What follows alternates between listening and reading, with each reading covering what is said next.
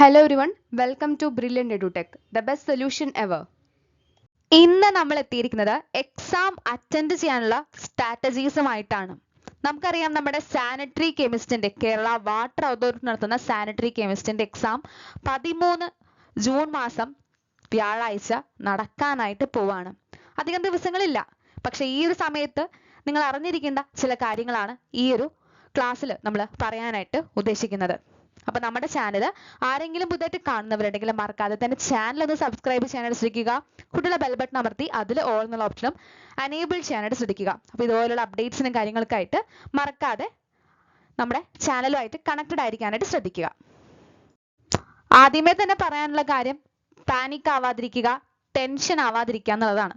നിങ്ങൾ ടെൻഷൻ അടിച്ച മൈൻഡ് കൊണ്ടാണ് നിങ്ങളുടെ എക്സാം ഹാളിലേക്ക് പ്രവേശിക്കണമെന്നുണ്ടെങ്കിൽ അത് നിങ്ങളുടെ ആൻസർ ഷീറ്റിലും നിങ്ങളുടെ എക്സാമിലും റാങ്ക് ലിസ്റ്റിലും ഒക്കെ റിഫ്ലക്ട് ചെയ്യും. അതുകൊണ്ട് ഈ ഒരു ടെൻഷൻ എന്നുള്ളത് ആദ്യമേ തന്നെ എടുത്തു മാറ്റി പോകാനായിട്ട് ശ്രദ്ധിക്കുക. നിങ്ങൾ എത്ര ചില്ലായിട്ട് എത്ര റിലാക്സ് ആയിട്ട് പോകുന്നോ അത്രയും ഈസി ആയിട്ട് നിങ്ങൾക്ക് ഈ ഒരു എക്സാം കടന്നു പോകാനായിട്ടും നല്ല രീതിയിൽ പേപ്പർ അറ്റൻഡ് ചെയ്യാനായിട്ടും സാധിക്കും. അതും നല്ല റാങ്ക് ലിസ്റ്റിലും വരാനായിട്ട് സാധിക്കും.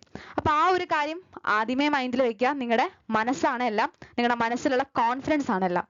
അപ്പോൾ അതൊന്ന് ഡെവലപ്പ് ചെയ്തിട്ട് മാത്രം എക്സാം ഹാളിലേക്ക് പ്രവേശിക്കാനായിട്ട് ശ്രദ്ധിക്കുക. അനാവശ്യമായിട്ടുള്ള ടെൻഷൻസ്, ഇതിന് എന്താകുമോ, എല്ലാവരും എങ്ങനെയാണ് അറ്റൻഡ് ചെയ്യുന്നത്, ബാക്കിയുള്ളവൻ എത്ര ക്വസ്റ്റ്യൻസ് അറ്റൻഡ് ചെയ്തിട്ടുണ്ട്, ഇങ്ങനെയുള്ള ചിന്തകൾ എക്സാം അറ്റൻഡ് ചെയ്യുമ്പോഴും എക്സാമിന് പോകുമ്പോഴും അവോയ്ഡ് ചെയ്യാനായിട്ട് ശ്രദ്ധിക്കുക. വരുന്ന ഏത് ചോദ്യവും എനിക്ക് അറിയാവുന്ന രീതിയിൽ നല്ല രീതിയിൽ എനിക്ക് അറ്റൻഡ് ചെയ്യാൻ പറ്റും, അറിയാത്തത് ഞാനങ്ങ് വിട്ടുകളയും എന്നുള്ള കോൺഫിഡൻസിൽ പോവുക. എങ്കിലും നല്ല രീതിയിൽ സ്കോർ ചെയ്യാൻ എനിക്ക് സാധിക്കും എന്ന ഉറപ്പോടുകൂടെ എക്സാം ഹാളിലേക്ക് കടന്നു ചെല്ലാനായിട്ട് ശ്രദ്ധിക്കുക. എക്സാം ഹാളിലേക്ക് കുറച്ചധികം നേരത്തെ തന്നെ എത്താനായിട്ട് ശ്രദ്ധിക്കുക. നേരത്തെ പറഞ്ഞതുപോലെ ടെൻഷൻസ് അവോയ്ഡ് ചെയ്യാനായിട്ട് റിലാക്സ് ആയിട്ട് പോകാനായിട്ട് ശ്രദ്ധിക്കുക. ഇനി എക്സാം ഹാളിലേക്ക് പ്രവേശിക്കുന്ന പലതരം കാഴ്ചകൾ നമുക്ക് കാണാം. പലരും ബുക്കുമായി പിടിച്ച് വലിയ വലിയ പുസ്തകങ്ങളായിട്ടൊക്കെ പിടിച്ച് നിൽക്കുമായിരിക്കും. നിങ്ങൾ അത്യാവശ്യം റിവിഷൻസ് ഒക്കെ കഴിഞ്ഞിട്ടുള്ള വ്യക്തിയാണെന്നുണ്ടെങ്കിൽ റിലാക്സ് ചെയ്ത് പോകാനായിട്ട് ശ്രദ്ധിക്കുക. അവസാന നിമിഷത്തിൽ എന്തെങ്കിലും നോക്കാനായിട്ട് ചെറിയ നോട്ട്സോ റിവിഷൻ കാർഡ്സോ കയ്യിലുണ്ടെങ്കിൽ അത് മാത്രം ഒന്ന് നോക്കി വെക്കാനായിട്ട് ശ്രദ്ധിക്കുക. അനാവശ്യമായിട്ട് കോംപ്ലിക്കേറ്റഡ് ആയിട്ടുള്ള കാര്യങ്ങളൊന്നും ആ സമയത്ത് ചിന്തിക്കാതിരിക്കുക. ബാക്കിയുള്ളവരെ പറ്റി ബോധർ ചെയ്യാതിരിക്കുക. അതാണ് ആദ്യമേ ചെയ്യേണ്ട കാര്യം. നമ്മൾ പഠിച്ചിട്ടുണ്ടോ, നമ്മൾ കോൺഫിഡൻ്റ് ആയിട്ട് പെർഫോം ചെയ്യുമോ, ഇത് മാത്രമാണ് വിഷയം പോകുന്നത്. അപ്പുറത്തെ ആൾ പഠിച്ചിട്ടുണ്ടോ, അതനുസരിച്ച് നമ്മൾ നോക്കണ്ട. നമ്മൾ എത്രത്തോളം നന്നായിട്ട് പഠിച്ചിട്ടുണ്ട് അത് നമുക്ക് നന്നായിട്ട് പെർഫോം ചെയ്യാൻ പറ്റുക, ഇതിലാണ് കാര്യം. അപ്പോൾ ഡ്യൂറേഷൻ ഓഫ് എക്സാം, നമ്മുടെ ഡ്യൂറേഷൻ എത്രയാണ്? 1.25 മണിക്കൂറാണ് നമുക്കുള്ളത് അല്ലേ? അപ്പോൾ 7:30ക്കാണ് നമ്മുടെ എക്സാം സ്റ്റാർട്ട് ചെയ്യാനായിട്ട് പോകുന്നത്. അപ്പോൾ നമുക്ക് അറിഞ്ഞിരിക്കണം എത്ര സമയമാണ് നമുക്ക് ഓരോ ക്വസ്റ്റ്യൻസിനും അലോട്ട് ചെയ്യാനായിട്ട് പറ്റുന്നത്. ഏകദേശം ഒരു 10 മിനിറ്റ് മുമ്പെങ്കിലും നിങ്ങളുടെ എക്സാം നിങ്ങൾ തീർത്തിരിക്കണം. അവസാന വട്ട വായനയ്ക്കും ചെക്ക് ചെയ്യാനും ഒക്കെ നിങ്ങൾക്ക് ആ സമയം യൂട്ടിലൈസ് ചെയ്യണം. അതുകൊണ്ട് തന്നെ നമ്മുടെ ഡ്യൂറേഷൻ ഓഫ് എക്സാമിൽ നമുക്ക് ആകെ കിട്ടുന്നത് എത്രയായിരിക്കും? 1 മിനിറ്റ് ഒക്കെ ആയിരിക്കും ഒരു ചോദ്യത്തിന് കിട്ടുന്നത്. അതും 1 വേർഡ് ക്വസ്റ്റ്യൻസിന് 1 മിനിറ്റ് കംപ്ലീറ്റ്ലി സ്പെയർ ചെയ്യേണ്ട യാതൊരു കാര്യവുമില്ല. ആ സമയം നിങ്ങൾക്ക് ലാഭിച്ച് നിങ്ങൾക്ക് എന്തിലേക്ക് യൂസ് ചെയ്യാം? അത് നിങ്ങളുടെ വർക്കൗട്ട് ചെയ്യാനുള്ള ചോദ്യങ്ങൾ എന്തെങ്കിലും ഉണ്ട്, കാൽക്കുലേഷൻസ് എന്തെങ്കിലും ഉണ്ടെങ്കിൽ അതിലോട്ട് ശ്രദ്ധ കേന്ദ്രീകരിക്കാനായിട്ട് ശ്രദ്ധിക്കുക. ഇനി എന്ത് ചെയ്യും? ആദ്യത്തെ ചോദ്യം തെറ്റിപ്പോയി, അല്ലെങ്കിൽ ആദ്യ ചോദ്യം ഭയങ്കര ടഫാണ്, അല്ലെങ്കിൽ ആദ്യത്തെ 2-3 ചോദ്യങ്ങൾ നമുക്ക് ടഫാണ്, എന്ത് ചെയ്യും? നിങ്ങൾ ആദ്യമേ വിചാരിക്കേണ്ടത് ഈ ഒരു എക്സാം പേപ്പർ മുഴുവൻ വായിച്ചു വരുന്നതേ ഉള്ളൂ. നമുക്കറിയാവുന്ന ചോദ്യങ്ങൾ അവസാനവും ഉണ്ടായേക്കാം. ഇതിൽ എനിക്ക് സ്കോർ ചെയ്യേണ്ടത് 100-ൽ 100 അല്ല, എനിക്ക് അറിയാവുന്ന ചോദ്യങ്ങളുടെ മാക്സിമം ആണ്. അപ്പോൾ അതുകൊണ്ട് ചില ചോദ്യങ്ങൾ അറിയാത്തതുണ്ടെങ്കിലും നിങ്ങൾ വറീഡ് ആവേണ്ട ആവശ്യമില്ല. പിന്നെ ആദ്യത്തെ ചോദ്യം അറിയില്ലെങ്കിൽ അത് തെറ്റിക്കാതെ മാർക്ക് ചെയ്യാതെ വിടാനായിട്ട് ശ്രദ്ധിക്കുക. പിന്നെ എല്ലാവരും റിപ്പീറ്റഡ് ആയിട്ട് പറയുന്ന ഒരു കാര്യമാണ് ഇത്തരത്തിലൊരു കോമ്പറ്റേറ്റീവ് എക്സാമിൽ നെഗറ്റീവ് മാർക്കിംഗ് അവോയ്ഡ് ചെയ്യുക. നിങ്ങൾ അൺഷുവർ ആയ ചോദ്യങ്ങൾ, നിങ്ങൾക്ക് പഠിച്ചിട്ടില്ല എന്ന് ഉറപ്പുള്ള പോർഷൻസ്, ചോദ്യം കണ്ടാൽ ഉടനെ മനസ്സിലായി ഇത് ഞാൻ പഠിക്കാത്ത പോർഷൻ എന്ന് വന്നിട്ടുള്ള ചോദ്യമാണ്, അപ്പം തന്നെ അത് അവോയ്ഡ് ചെയ്യാനുള്ള ഒരു ടെൻഡൻസി കാണിക്കുക. ഇനി നമുക്ക് ഇതൊന്നും കൂടെ നോക്കണം എന്നുണ്ടെങ്കിൽ അത് മാത്രം മാർക്ക് ചെയ്ത് വെക്കുക. ഒന്നും കൂടെ നമുക്ക് നോക്കാനുള്ളത് ഏതാണെന്ന് മാത്രം മാർക്ക് ചെയ്യുക. കഴിഞ്ഞത് വേണമെങ്കിൽ നിങ്ങൾക്കൊന്ന് ടിക്ക് ഇട്ട് പോവേ എന്തെങ്കിലും ചെയ്യാം.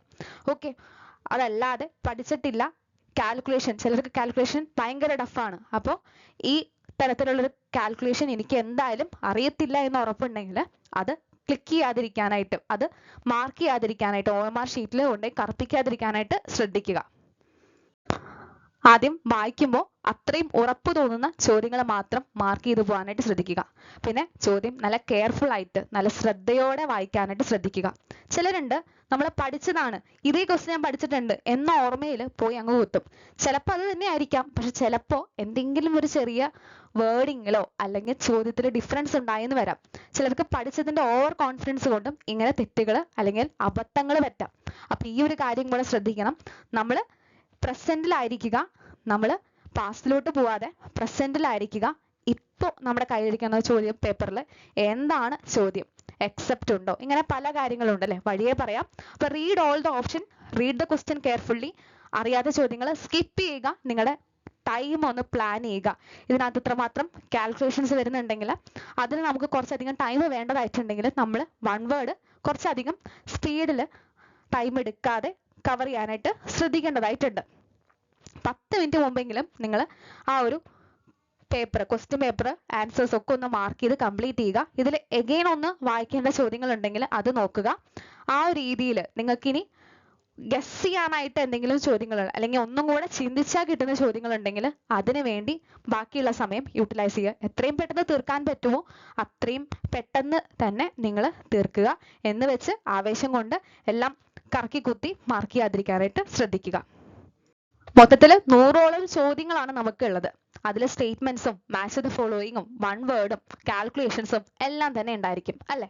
അപ്പൊ ഈ ഒരു ചോദ്യം മാക്സിമം 1 മണിക്കൂറിൽ കവർ ചെയ്യാനായിട്ട് ശ്രദ്ധിക്കുക. എങ്കിൽ മാത്രമാണ് നമുക്ക് ഒന്നും കൂടെ ചിന്തിച്ചാൽ കിട്ടുന്ന ക്വസ്റ്റ്യൻസ് ഉണ്ടാവും അല്ലെ, അത് നമുക്ക് മനസ്സിലാക്കാനായിട്ടും അത് നമുക്ക് കറക്റ്റ് ചെയ്യണമെങ്കിൽ കറക്റ്റ് ചെയ്യാനും സാധിക്കുള്ളൂ. ഇനി എങ്ങനെ ക്വസ്റ്റ്യൻ ടാക്കിൾ ചെയ്യാം? ആദ്യം ചിന്തിക്കേണ്ട കാര്യം, ക്വസ്റ്റ്യൻ പേപ്പറിൽ ഈ വേർഡിങ്സ് ഉണ്ടോ എന്ന് നോക്കുക. All correct, incorrect, correct, wrong, right, except, ഇങ്ങനെയുള്ള ടേംസ് എന്തെങ്കിലും ഉണ്ടെങ്കിൽ അത് ആദ്യമേ ഒന്ന് നോട്ട് ചെയ്യുക. എന്താണ് ചോദിക്കുന്നതെന്ന് കൃത്യമായി മനസ്സിലായാലേ ആൻസറും നിങ്ങൾക്ക് കൃത്യമായി എഴുതാനായിട്ട് സാധിക്കുള്ളൂ. അപ്പൊ ഇങ്ങനെയുള്ള ടേംസ് ഉണ്ടോ എന്ന് നോക്കിയിട്ട് അതിലെ ഓപ്ഷൻസ് വായിക്കാനായിട്ട് ശ്രദ്ധിക്കുക. പിന്നെ അടുത്തത് എന്ന് പറയുന്നത് ഗസ്സിങ് അവോയ്ഡ് ചെയ്യുക എന്നുള്ളതാണ്. ഗസ്സൊക്കെ ചെയ്യാം, പക്ഷെ എങ്ങനെ ഗസ് ചെയ്യണം എന്ന് കൂടെ അറിഞ്ഞിരിക്കണം.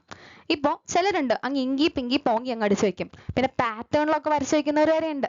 പക്ഷെ ഇങ്ങനെ ചെയ്യാതെ നിങ്ങൾക്ക് അൺഷുവർ ആയ ക്വസ്റ്റ്യൻസ് അവോയ്ഡ് ചെയ്യാനുള്ള മനസാന്നിധ്യവും ആ ഒരു ടെൻഡൻസിയും നിങ്ങൾ കാണിക്കുക. ഇനി എങ്ങനെ ഗസ് ചെയ്യണം? 75% നിങ്ങളുടെ നോളേജ് നിങ്ങൾ ഉപയോഗിക്കുക. നിങ്ങൾ പഠിച്ച കാര്യങ്ങൾ എന്തൊക്കെയാണെന്ന് ഓർത്തെടുത്തുകൊണ്ട് ഓപ്ഷൻസ് വായിച്ച് ശരിയായ ഉത്തരത്തിലേക്ക് എത്താനായിട്ട് ശ്രമിക്കുക. 25% ലോജിക്കാണ്. ഏത് തെറ്റായിരിക്കാം എന്നുള്ള തിരിച്ചറിവാണ്. ഏതൊക്കെ ഓപ്ഷൻസ് വരില്ല എന്ന് തിരിച്ചറിയാൻ സാധിച്ചാൽ നിങ്ങൾക്ക് ഈസി ആയിട്ട് അത് എലിമിനേറ്റ് ചെയ്യാം. ഇഫ് സപ്പോസ് ചെയ്യുക ഓപ്ഷൻ എ ആവാൻ ഒരു ചാൻസും ഇല്ല, അപ്പം തന്നെ നമ്മൾ അതങ്ങ് വെട്ടിക്കളഞ്ഞു. ഇനി ഓപ്ഷൻ ബി ആവാൻ ഒരു 75% ചാൻസ് ഉണ്ടെങ്കിൽ അത് അവിടെ മാറ്റി വെക്കുക, ഓപ്ഷൻ സി വായിക്കുക. അപ്പൊ നമുക്ക് മനസ്സിലായി ഇതും ആവാൻ ചാൻസ് വളരെ കുറവാണ്, ഡി ആവാനും ചാൻസ് വളരെ കുറവാണ്. എങ്കിൽ ഓപ്ഷൻ ബി എന്ന് ഓപ്റ്റ് ചെയ്യാനായിട്ട് ശ്രദ്ധിക്കുക. ഏകദേശം ഒരു ഉറപ്പുണ്ടെങ്കിൽ എലിമിനേഷൻ മെത്തേഡ് നിങ്ങൾക്ക് ഉപകരിക്കും.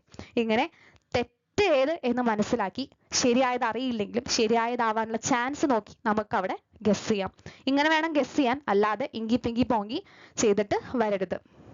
നിങ്ങൾ അങ്ങനെ പഠിച്ച് നിങ്ങളുടെ നോളജിനെ ബേസ് ചെയ്തുകൊണ്ട് ഒരു 70ഓളം ചോദ്യങ്ങൾ അല്ലെങ്കിൽ ഒരു 65 ചോദ്യങ്ങളെയും നിങ്ങളെങ്കിൽ കറക്റ്റ് ആക്കിയിട്ടുണ്ടെന്ന് വിചാരിക്കുക.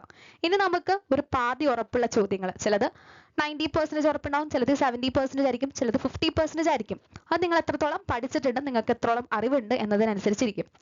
ഇനി നമ്മൾ പറയുന്നത് നിങ്ങളുടെ സകലമാന അടവുകളും പയറ്റി നിങ്ങൾ നിൽക്കുകയാണ്.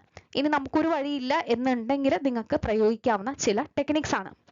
ഓൾ ഓഫ് ദി എബോവ് എന്നൊരു സ്റ്റേറ്റ്മെന്റ് നമ്മുടെ ക്വസ്റ്റ്യൻ ഉണ്ടെങ്കിൽ അത് ആൻസർ ആവാനുള്ള പ്രോബിലിറ്റി ഏകദേശം 80% മേലെയാണ്. അതുകൊണ്ട് അങ്ങനെ ഒരു ഓപ്ഷൻ ഉണ്ടെങ്കിൽ നിങ്ങൾക്ക് ഏകദേശം ഉറപ്പുണ്ടെങ്കിൽ നിങ്ങൾക്ക് അത് ക്ലിക്ക് ചെയ്യാം. പിന്നെ നൺ ഓഫ് ദി എബോവ്, പൊതുവെ ഓപ്ഷൻസ് ഇല്ലാതെ വരുമ്പോഴാണ് നൺ ഓഫ് ദി എബോവ് എന്നൊരു സ്റ്റേറ്റ്മെന്റ് കാണുന്നത്. അപ്പൊ അതുകൊണ്ട് അതാവാനുള്ള ചാൻസ് വളരെ കുറവാണ്. അതുകൊണ്ട് അത് ക്ലിക്ക് ചെയ്യാതിരിക്കാനാണ് ശ്രദ്ധിക്കേണ്ടത്, അല്ലെങ്കിൽ അത് മാർക്ക് ചെയ്യാതിരിക്കാനാണ് ശ്രദ്ധിക്കേണ്ടത്.